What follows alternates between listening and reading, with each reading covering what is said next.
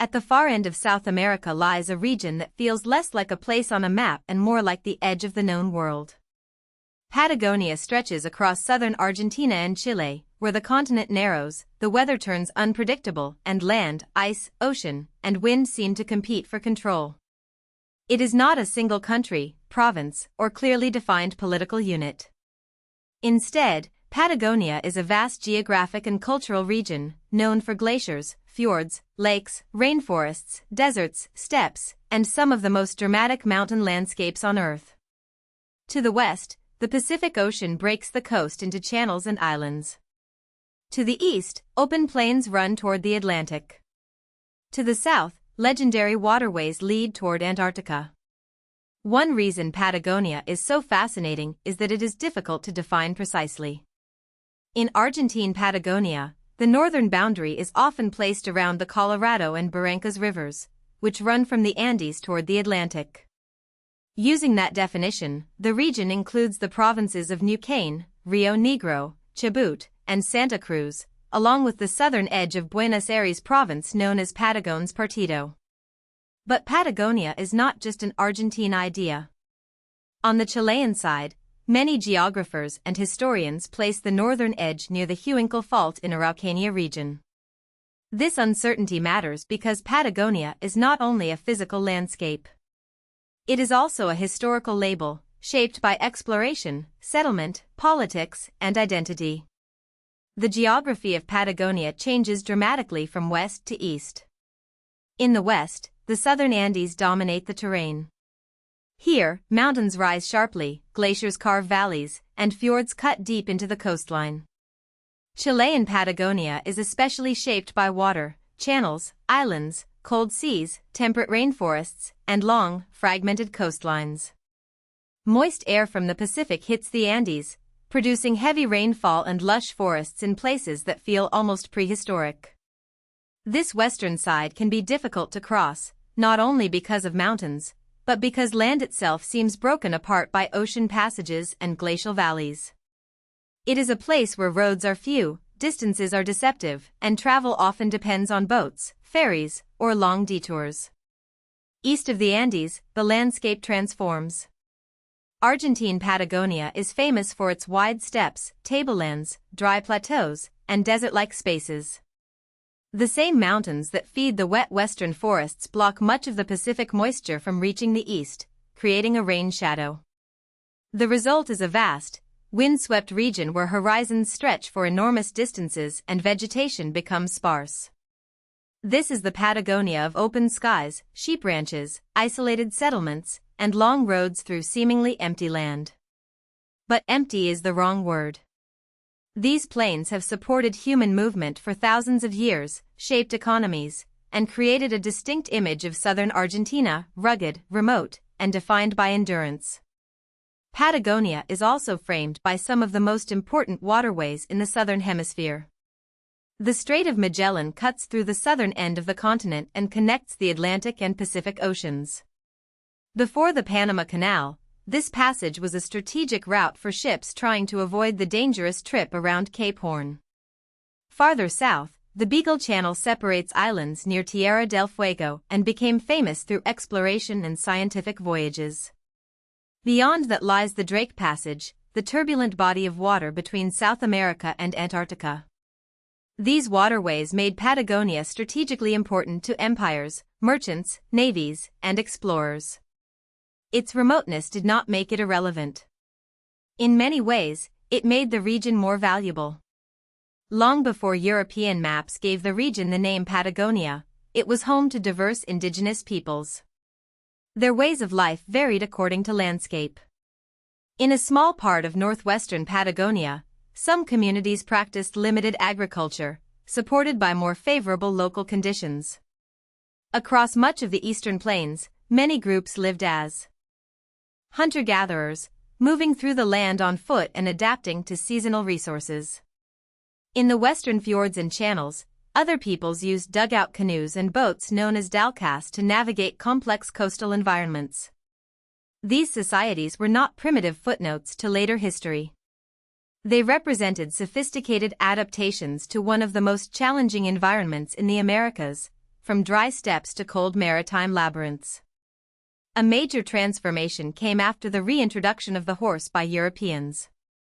In northeastern Patagonia, some indigenous groups adopted a horseback-based nomadic lifestyle.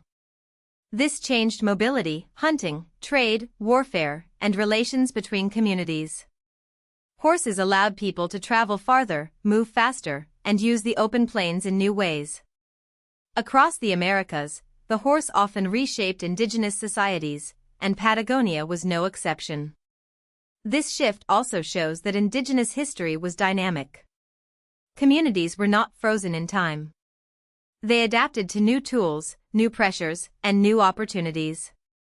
By the colonial period, Patagonia had become a frontier where indigenous autonomy, European ambitions, and shifting technologies interacted in complicated and often violent ways.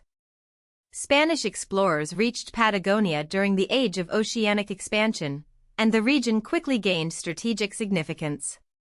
Spain's main concern was not simply settlement for its own sake. The Spanish crown wanted to prevent rival European powers from gaining a foothold in the far south. Control over routes between the Atlantic and Pacific was a serious geopolitical issue. Expeditions were launched, settlements were attempted, and maps were slowly refined, but Patagonia remained difficult to dominate. Its climate, distance, terrain, and indigenous resistance limited colonial control. For centuries, much of Patagonia sat at the edge of empire, known, claimed, feared, traveled around, but only partially governed. After Argentina and Chile gained independence, Patagonia became central to nation-building. Both countries asserted sovereignty over the lands to their south and began colonizing their claimed territories during the 19th and early 20th centuries. This was not just a peaceful filling in of empty space. Settlers arrived from Argentina, the Chiloé archipelago, mainland Chile, and Europe, disrupting indigenous societies and transforming land use. States wanted borders, maps, farms, towns, and resource control. Indigenous peoples who had long lived across these territories were increasingly treated as obstacles to national expansion. The modern political map of Patagonia was built through settlement, law, military power, and the absorption of remote frontiers into centralized states. The cost of this expansion was severe. Indigenous populations declined sharply as their societies were disrupted by colonization, disease, displacement, violence, and loss of access to traditional lands. Resistance did occur, but it was ultimately crushed through military campaigns carried out by Argentina and Chile. These campaigns are central to understanding Patagonia's modern history because they reveal the darker side of frontier mythology. The region is often presented through images of untouched wilderness, glaciers, mountains, and adventure. But human history is written into the land as well. Patagonia was never simply empty. Its transformation into national territory involved conquest, forced change, and the marginalization of peoples whose presence long predated the modern states. Today, Patagonia's economy differs sharply between Argentina and Chile, reflecting geography as much as politics. In Argentine Patagonia, sheep farming became a major activity, especially across the dry eastern plains where vast estates could support grazing.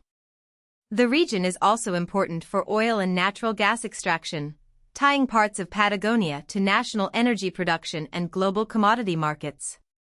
In Chilean Patagonia, the economy is shaped more by the sea and the dramatic western landscape. Fishing, salmon aquaculture, and tourism play major roles. Salmon farming has become economically important but also controversial in many places because of environmental concerns. Tourism, meanwhile, sells the dream of wilderness, glaciers, trekking, remote parks, and journeys to the southern edge of the continent. Patagonia's power comes from contrast. It is both Argentine and Chilean, yet older than either state. It is famous for wilderness, yet deeply shaped by human history. It contains wet forests and dry deserts, icy mountains and open plains, strategic waterways and isolated inland routes. Even its boundaries remain partly debated, which makes Patagonia feel less like a fixed administrative zone and more like a living region defined by geography, memory, and imagination. To understand Patagonia is to look beyond postcard scenery. It is a story of adaptation, exploration, conquest, survival, economic change, and extraordinary landscapes. At the bottom of South America, Patagonia remains one of the world's great reminders that geography can shape history, and history can reshape how we see the land. If you found this helpful, please like this video and subscribe for more explainers.